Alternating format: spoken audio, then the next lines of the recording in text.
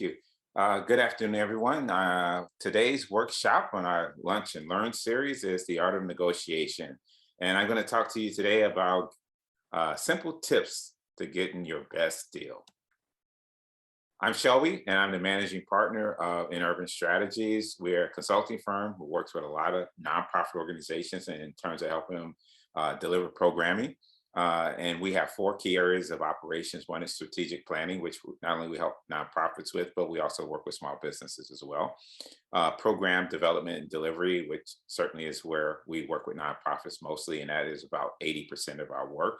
And the work that we're doing for you today is program development and delivery. And this is part of the workshop series that we do for them. Access to capital, how to get money for your business, but we also help nonprofits with grant opportunities. And then for a limited number of our customers or clients, we also do back office support in terms of bookkeeping, some accounting, and tax preparation. So let's go ahead and get started. I have one more slide I need to present to you, and that is some of the things that we work on. So one of our biggest projects is with Rush University Hospital, and we help them with supply chain localization. That is to connect small businesses to Rush, procurement opportunities at Rush. And we've done an excellent job at that. Technical assistance for the Neighborhood Opportunity Fund through DPD and Summer Corps. And we help our clients get access to capital to complete their NOF projects. We develop Cultivate Chicago, an urban agriculture program for the city of Chicago.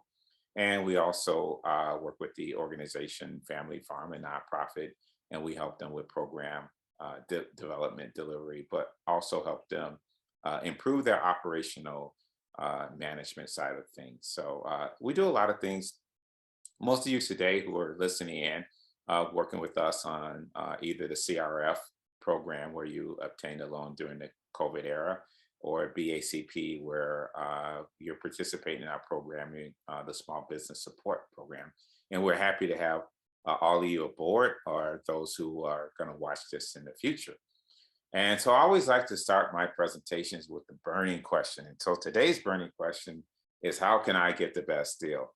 And so when we think about negotiations, we negotiate everything in our lives, but I just will start from it from more of a business perspective.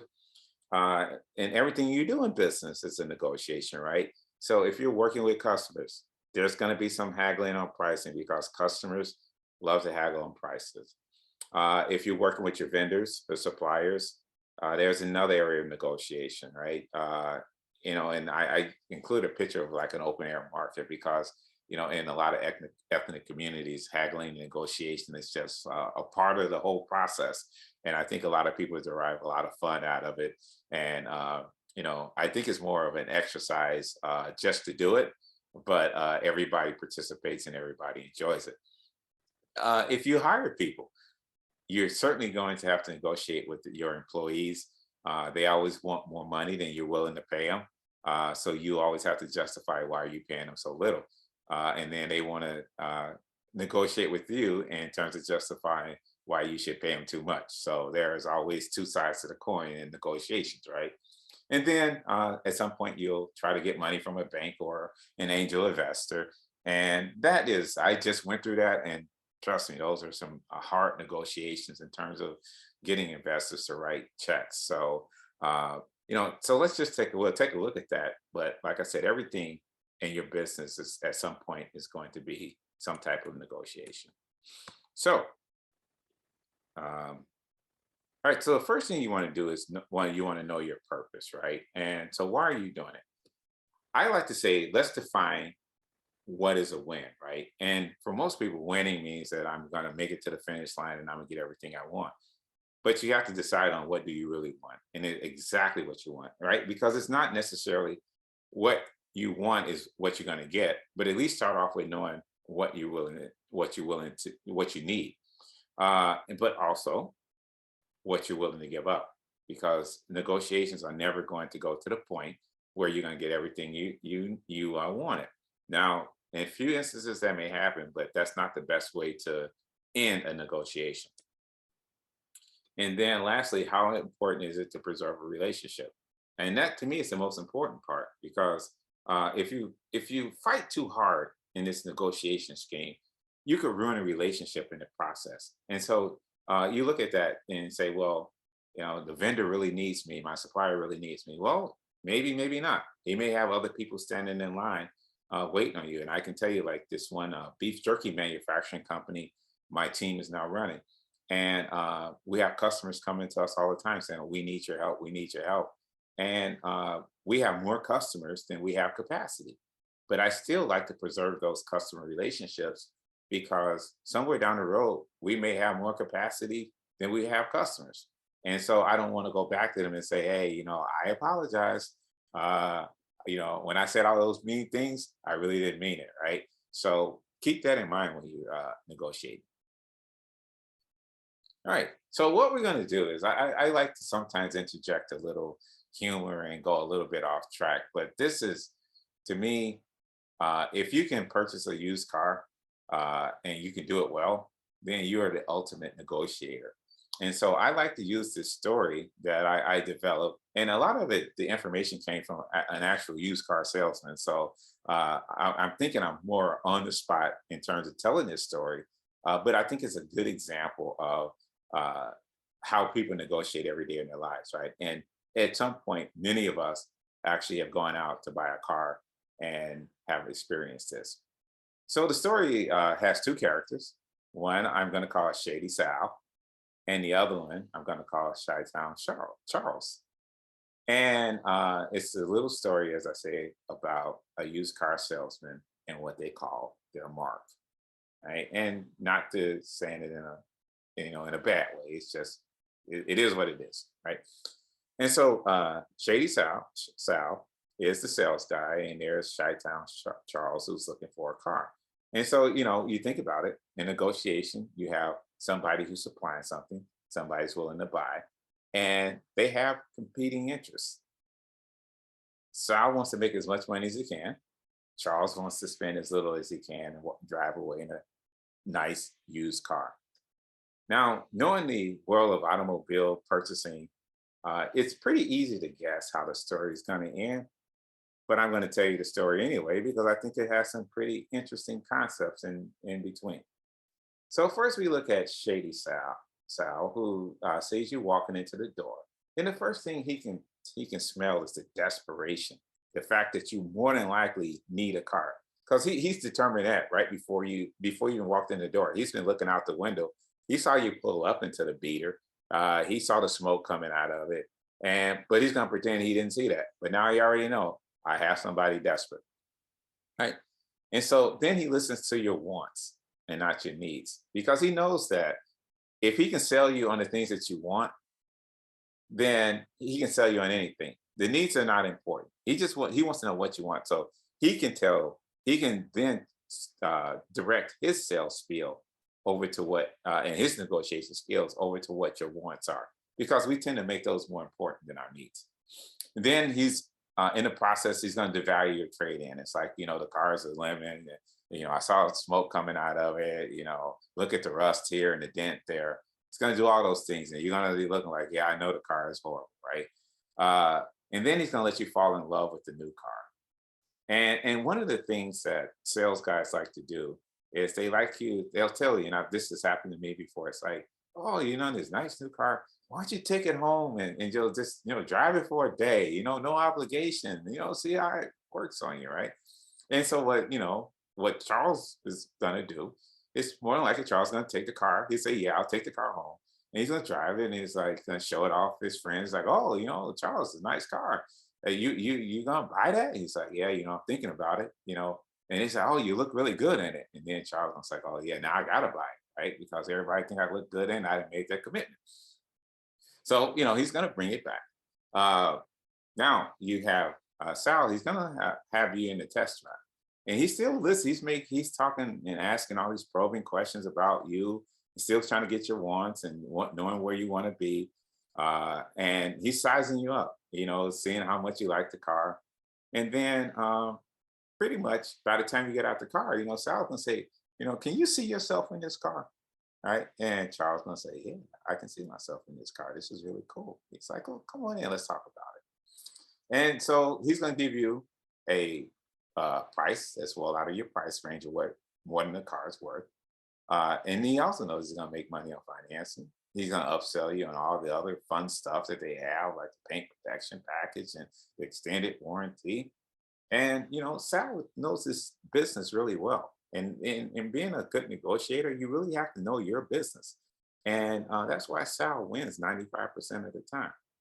And he would never beat me, but he beats most because they don't do their homework.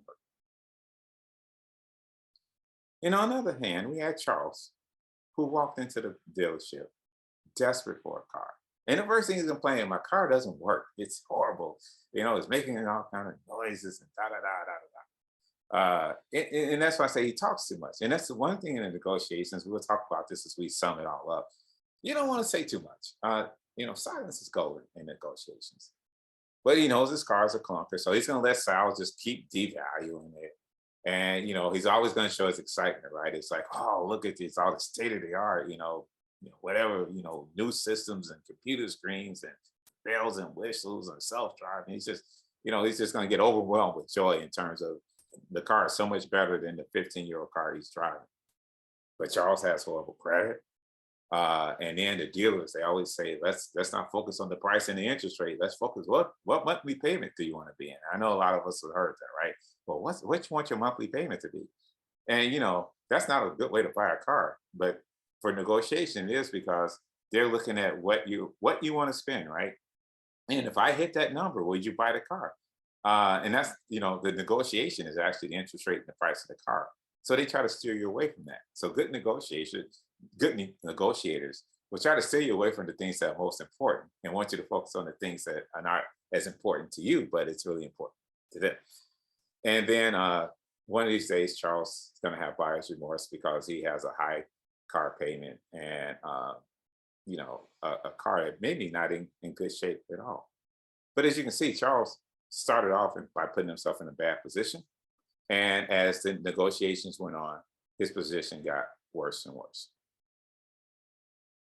Right. So I would say at this point, Sal has the advantage, right?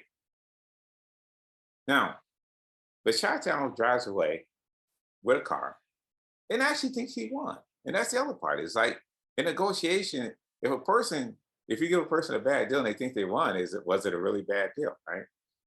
Because what? He has a new car. He can show off to his friends. He can get to and from work so he can make his money. And most importantly, Chi-Town has something he can put on social media, which is like really the big reason for buying a new car, right? So you can go post some pictures on Instagram and Facebook so you can get 1 million likes for your new vehicle. But there's always a downside to winning, at least in Chi-Town's case. He paid too much for the car. He has this outrageous interest rate because his credit was bad. A huge monthly payment, probably close to what his rent or mortgage payment is. And more than likely, the car has mechanical issues. And then the sad part about it is he's going to return to Sal in a year or so to get the same bad deal because the car is not going to be running the way he wants it to run. And that's where his buyer's remorse come in. On the other hand, you have Sal, who I'm declaring the winner. He made money on the trade-in. He made money selling the vehicle. He sold Chi-Town an extended warranty. He also sold the paint protection package. And he made money on the financing because the higher the interest rate Sal can get him into, the more money Sal makes. And most importantly, more than likely Sal is going to get the same deal from Chi-Town next year, right? And so that is the ultimate in negotiation and in sales. And we know that Chi-Town couldn't win because he had absolutely no advantage in those negotiations. So I hope, matter of fact, I hope you guys take that with you when you go to buy your next car, to start looking at those things and negotiate your best deal. On the other hand, people pay me to go negotiate cars for them, but I don't do that anymore. It was fun, and those 5% of the times that Sal lost, he probably lost to me. So here's some of my negotiating tips. Number one, negotiating is not a knockdown, drag out fight. Most people get ready, they get all huffy and it's like, oh yeah, it's time let's negotiate, let's fight. It's not a battle. So any good general knows that the battles are won in the planning stages and not on the battlefield. So when you get to the battlefield, you already have your game plan ready to go.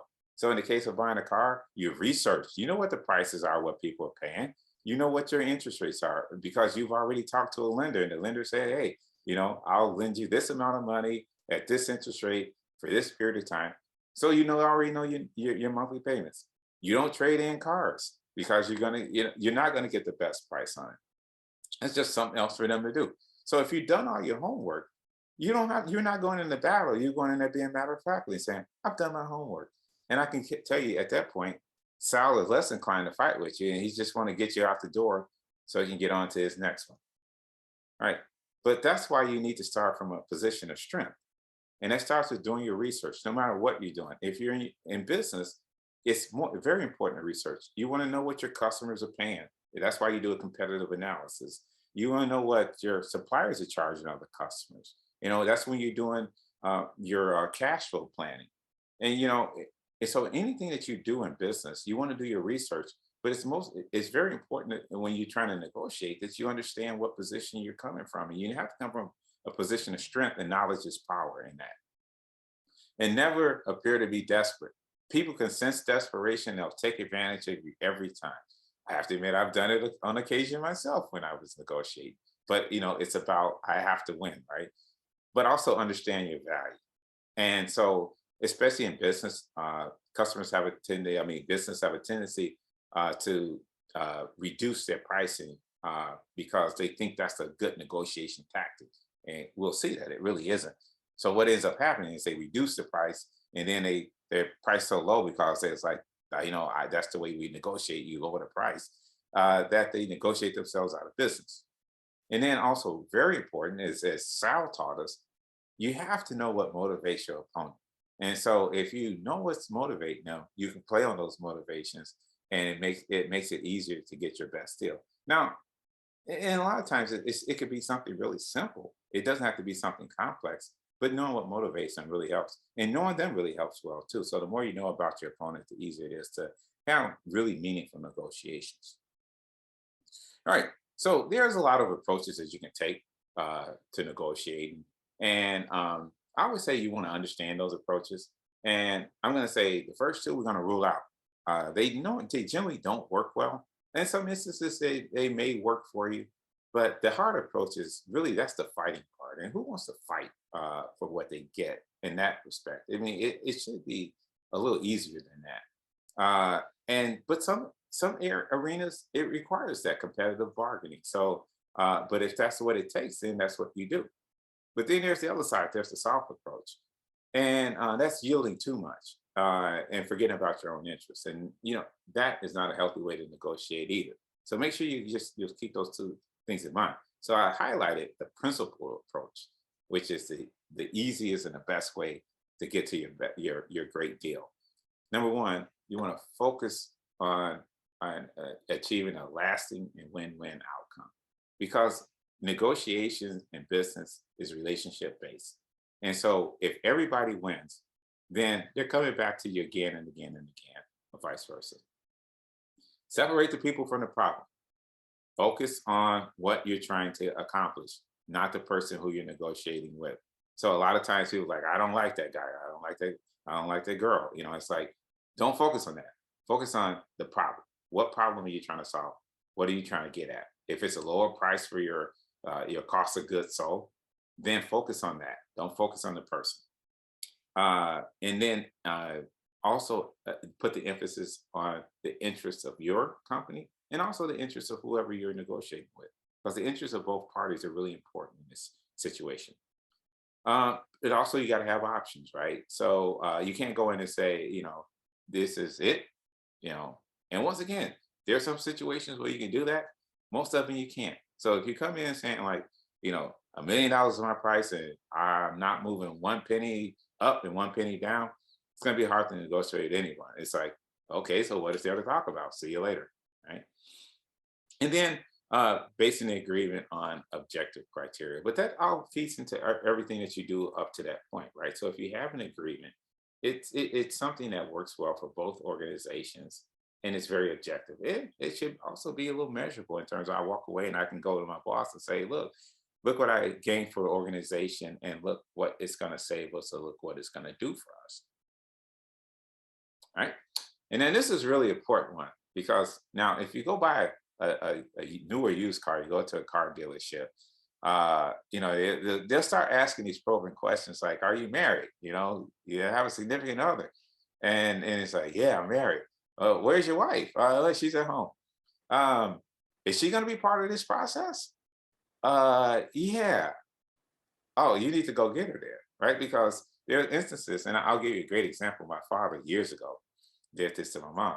He said he went to a car dealership, and he saw this car, and they said, yeah, I just put $50 down. This is back in the 1970s. So $50 was a lot of money then. And he put, a deposit to hold it, and go get your wife. So he drove home to get my mom. She's like, you're not buying a new car. He's like, well, I am buying a new car because I gave the guy my $50 deposit. And she said, well, you just lost that $50 because you're not buying a new car. And so if the decision maker isn't there, then it's hard to get to the yes, right? So in anything, even in dealing with business, and we've seen this too, it's like we call customer service, which is also a negotiation, right? Especially when you're trying to get a refund or something, or get something remedied. And usually the person on the line will always say, I'm not the decision maker. And it's like, can I speak to your manager, please? Because what's the point of negotiating with someone and dealing with someone who can't say yes, but they're empowered to say no, but they're not empowered to say yes. So that's not the true decision maker. So make sure you get to the decision maker and understand who it is. And it's like, and so that's some of the first questions I ask. And it's like, well, are you empowered to make this decision? Right. And if they say no, and it's like, well, who is? Because that's what I need to talk to. But you also have to understand too that they may not be honest with you. It's like, oh yeah, I can make the decision. So this when you have to start asking some other probing questions about question their ability to make decision if you're not certain. And usually part of it is title will make it. But you also understand, what arena you're focusing in. And certainly it's going to be different for each one, but it's very important to understand who the decision maker is and qualify that. Then a lot of people aren't decision makers. Their voice and their body language, the tone to give it away anyway. Because if you ask the right questions about like, so how quickly can you make this decision, and they're like, they're probably telling you they're not the decision maker. But however, that person more than likely knows the decision maker. So if you determine that person isn't the decision maker, you should start asking a whole lot of questions about the decision maker. Make them feel like they're an important part of the process. And I'll tell you, they'll give you so much intel about how their boss operates that it can help you once you get to that decision maker. Or they may even tell you how to get to that decision maker. Be nice to them. All right. So then another question is always, who makes the first offer? Now, I never like making the first offer, but there are some pros and cons to that, right? Number one, at least it solidifies your position. I won't bring that one up, but it was when I was going through some a child custody issue. My attorney was like, yeah, we need to lock in child support. And that solidifies your position. That's the negotiation, because I was actually had custody of my son. But courts, we see that all the time. Those are negotiations, right? And it's really important to solidify your position. So that's what we did. But it also establishes the range in which you're willing to work in, right? So that person may say, well, it's all out of my range. I can't even work with you there. It saves you a lot of time. On the other hand, though, it causes a lot of anxiety. And I see most business owners doing this is they throw out their first offer, and then it's like, wow, I don't know if they're gonna accept it. Was it too high? Was it too low? And one like, it was too high. It's not, but you always think it wasn't in the range. But if you've done your homework, you would know that. And so once again, when you start looking at what is the downside of doing stuff, the downside usually occurs when you don't do your homework well. But if you give a price and you say, I know it's in the range of what people pay because I've done my research, there's an anxiety to have. And because you know that range, you've done the research. But also you think about it, which one do you really want? Do you want the power or do you want the information? I say making that first offer, is the power move, right? Because you're confident, you've done it, and you know where you're going with it. Uh, on the other side is that, having information is cool, but then you want to use that information to try to get that person to make the first offer and then get to that and then hopefully work to that best deal. So it doesn't matter. It's just that you have to be prepared either way you want to go. But most importantly, and I said this before, silence is golden. And one of the things that lessons learned from a used car salesman. And basically, it's he was a general manager. And he said, you know, once you give that person an offer, shut up, don't say nothing. And I did that once. It was really funny. And I was negotiating. I was having some issues with a condo I own, and I was trying to get the association out there to like fix it. I think the elevator was broken, and I couldn't find my key to get up to unlock the stairwell and go upstairs. And so they were like, "Yeah, well, we can have somebody there tomorrow morning." And I'm like, "Well, I can get upstairs today." And it's like, well, yeah, but we can't. We won't get anybody there tomorrow morning. I said, so you mean to tell me that I can't get into my condo till tomorrow morning? And you have the key in the office about 15 minutes away. And he's like, yeah. And so I just said nothing. And after a couple minutes of awkward silence, I said, are you still there? And I said, yeah, I'm still there. He said, you didn't say anything. And I said, yeah, I'm just trying to figure out. And I can't even repeat what I said. But I will tell you that it was a battlefield. And 20 minutes later, they were opening the door. So sometimes a little, tough love works. But most importantly, the silence is causing people get kind of awkward when things get silent. And they feel they need to say something, right? They need to break. It's like a staring contest. And so they really feel they need to say something. And usually what they say is like something that they haven't really thought about because it's that nervousness, that anxiety, and they just blurt it out. And then it's like, oh, you just lost. And so that's, to me, is like the fun part of negotiation. It's understanding how people operate, but using silence to your advantage. Okay, body language says a lot. Now, in negotiations, I always have to admit some of my bad traits. So I had this one employee years ago, and he would always sweat when you make him nervous. And so I'd ask him things about what he didn't do and what he should have done. And I could just see him like all his body language saying I'm nervous, and all of a sudden his arms are getting sweaty. And it was kind of a game that I like to play with him. But in the end, I always gave him what he wanted. It was really nice to him. But there are things that people do that help you understand that either they're not being honest with you or they not giving you everything. And in negotiations is really about trying to get everything out on the table. So body language says a lot, but even in a good way. I've did presentations to foundations, getting money for organizations, and I watch in body language. So when I see them perk up, even on Zoom, you can see it on Zoom, and you pay attention, right? You see them perk up, and they're like staring into the screen, like, oh, okay. They're interested. And so what you want to do is those points that you hit that you see them perk up, and it's like because they're thinking like, yeah, that's the thing. Those are the things that we fund. And then you know that those are the things that you focus on. And I did that recently with Blue Cross Blue Shield, and it worked out to the tune of we were able to secure a $250,000 grant for our client. But it was mainly about understanding what they wanted and the things that were more important to them. And then if you from your end, if you're very confident, your anxiety levels are reduced, and that's all part of knowing your stuff. And so when I go into presentations, and especially when I'm asking for funding, I am extremely confident that I know what I'm talking about, even if I don't. And I don't fake it till I make it. I just sometimes have to like get through some of those things. But doing your research, you don't really have to fake it, right? And that's where knowledge of what you're doing comes in, and knowledge of your opponent. So even in the case of Blue Cross Blue Shield, did a lot of research on their website, understood what was important to them, and went in there really confident that I could get them to say yes. And so they had scheduled a 30-minute meeting, and we were saying amongst ourselves, we need more than 30 minutes. And I said, well, if we tell them what they like, they'll give us more time.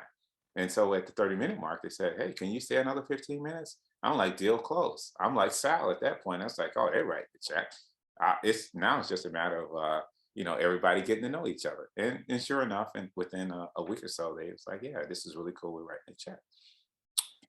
Avoid nervous tics and other nonverbal clues. I know there's some of the things that I would tell you that when you are when you practice negotiation or you're doing talks and things like that, look at your body language and record it, because it's really important. And some of the things that you do, you don't necessarily know you do. I know this one guy. Anytime he talked, he would beat on the podium. He just keep beating on the podium. And it's like, dude, stop beating on the podium. Uh, but those nervous ticks and all these other things and twitching and things like that, it makes people say, okay, there's something going on there. I need to pay attention to it. And so that's why I say practice relaxation techniques. Don't fall asleep in the meeting, but just really be at ease and at peace with yourself, and knowing that you know you're going to walk away either with a good deal, or you're going to turn on that deal and you're going to walk away with knowledge that you can take to the next negotiation table, or you can come back and rethink it and come back and try it again. There's nothing wrong with that. As a matter of fact, there's some right things about walking away from the negotiating table and coming back. A reset is not a bad thing. And so we look at it and say, negotiation is all about compromise, and that's not taking an L. Some people think I gave up something, I lost.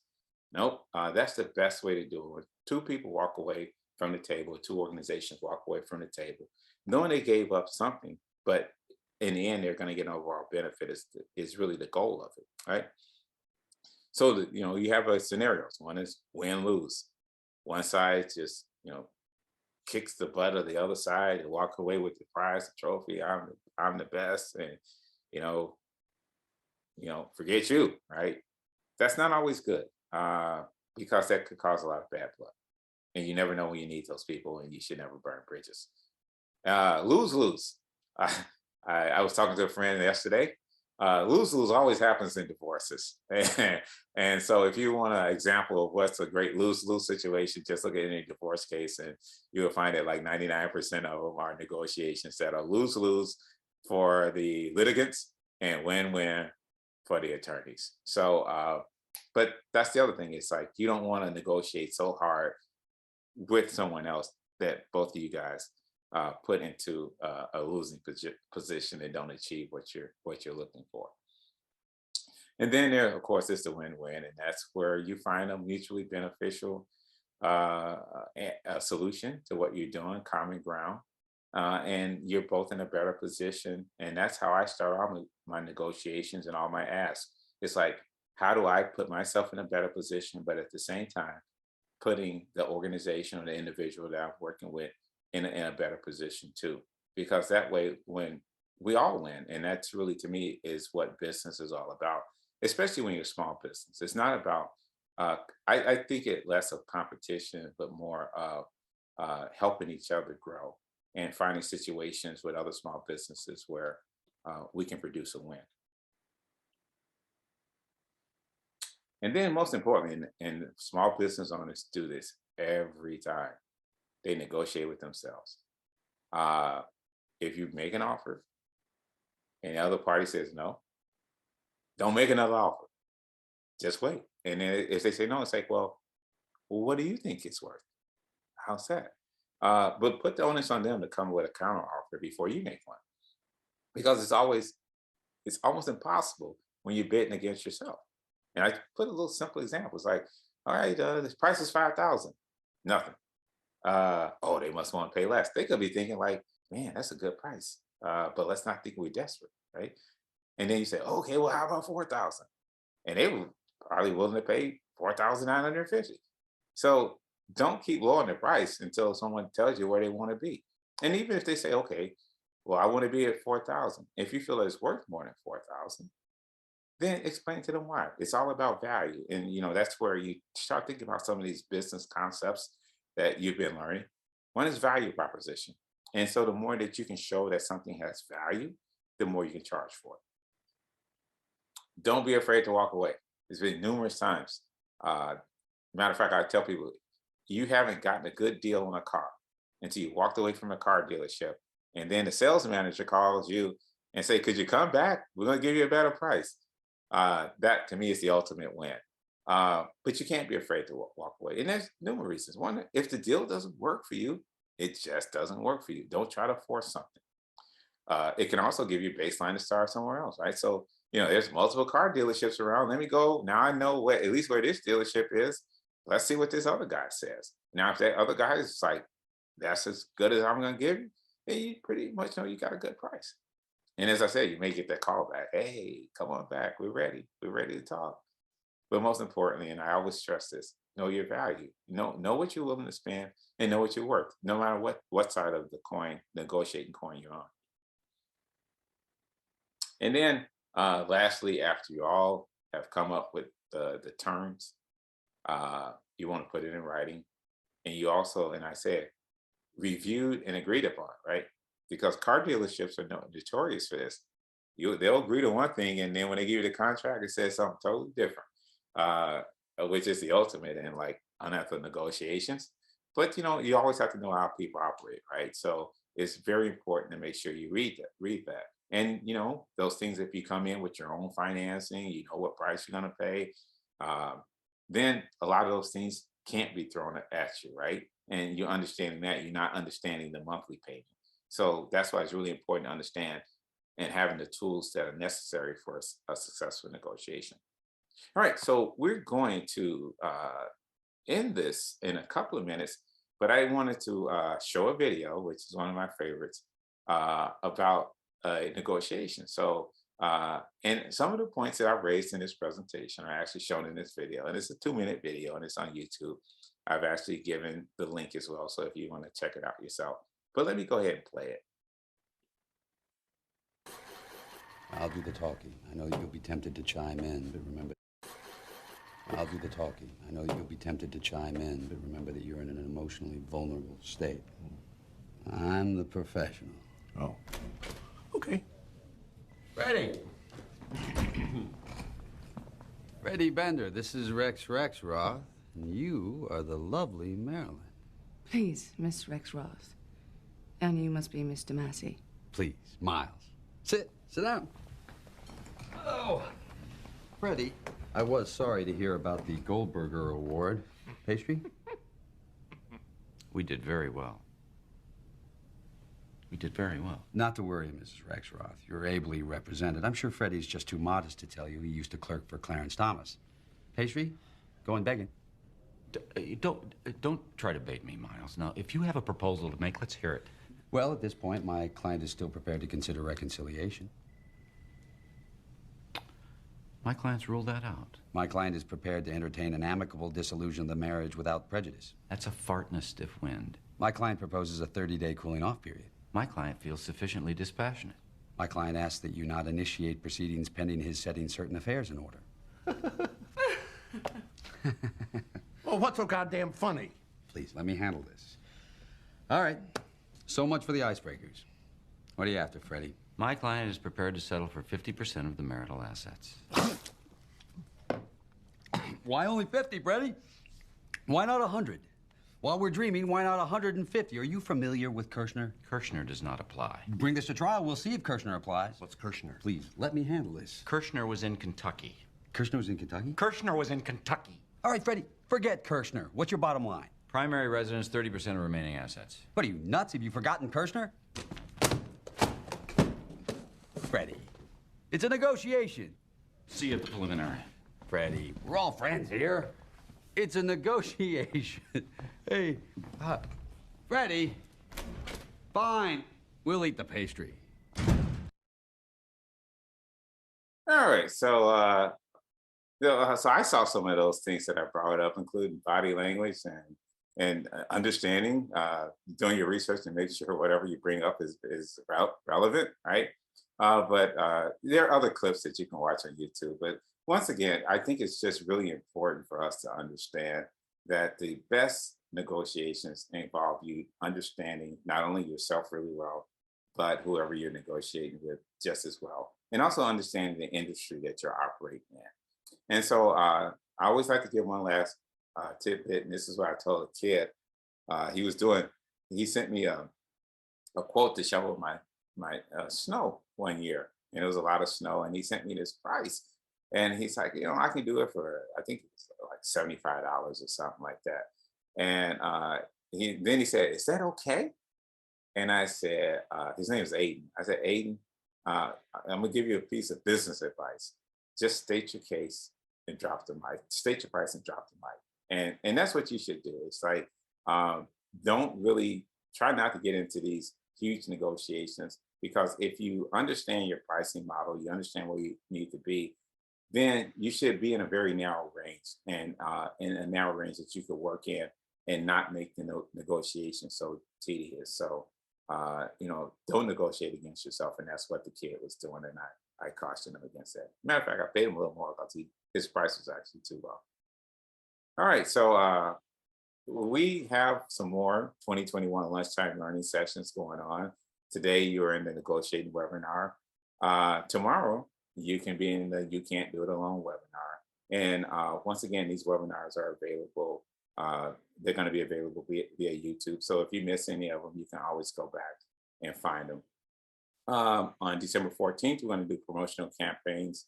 And then on December 16th, we're going to do sales and distribution. And so we brought in a lot of our resident experts to help you navigate some of these business issues. All right, and then I also want to let everyone know, if you're watching this video, that we do offer free coaching and consultations through our organization InUrban Strategies, and we're working with BACP and also CRF in terms of being able to make these sessions available for those who need them, and they're at absolutely no cost to you, so you're getting a great value. And at this point, I don't see that we have anyone viewing live, so we normally offer Q&As. But if you have a question, you can also send it, and I'll just go right back to info@inurbanstrategies.com. If you want coaching, if you have any questions about negotiation, if you want to take me alongside you when you want to buy that new car, I wish I could, but those days are over, but they're a lot of fun. So that concludes our presentation, and I hope everyone enjoyed it. And I hope everyone have a happy holiday, because this is being recorded right before the holidays. Thank you, everyone.